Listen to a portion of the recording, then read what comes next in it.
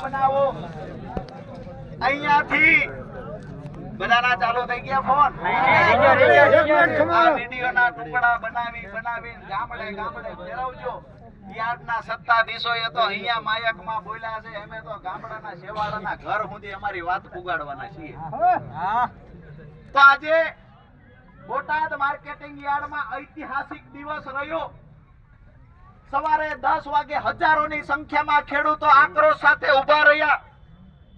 marketing યાર્ડના સત્તાધીશો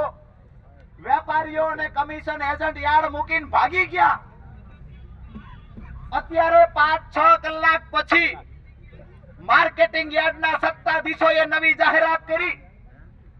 કે આજથી અચોક્કસ મુદત સુધીની હડતાલ અમે રાખીએ છીએ માર્કેટિંગ યાર્ડમાં કોઈએ માલ લઈને આવવું નહીં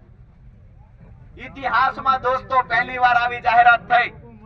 આપણે કહ્યું તું કે અમારી લૂંટ બંધ કરો ખેડૂતોને લૂંટવાનું બંધ કરો તો લૂંટવાનું બંધ કરવાનું કીધું ખેડૂત જાગી ગયા ખેડૂત સંગઠિત થઈ ગયા તો ખેડૂતોની તાકાત જોઈ અને આ લૂંટારા વેપારીઓએ હડતાલ ઉપર ઉતરી ગયા એના પરથી સાબિત કર્યું કે આજ દિવસ સુધી લૂંટતા હતા હજુ પણ લૂંટવામાં એમને રસ છે ત્યાંના ચૂંટાયેલા સત્તાધીશો માથે રહીને વેપારીઓ પાસે ખેડૂતોને લૂંટાવે છે આજે જે એમને જાહેરાત કરી છે કે ભાઈ ચોક્કસ મુદતની હડતાલ પર વેપારીઓ ઉતર્યા છે બોટાદ માર્કેટિંગ યાર્ડમાં કોઈએ જણસ લઈને આવવું નહીં આવી જાહેરાત કરી છે એની સામે અમારા ખેડૂતોએ મન બનાવી અને નક્કી કર્યું છે કે આવતા સોમવારે આવતા રવિવારના દિવસે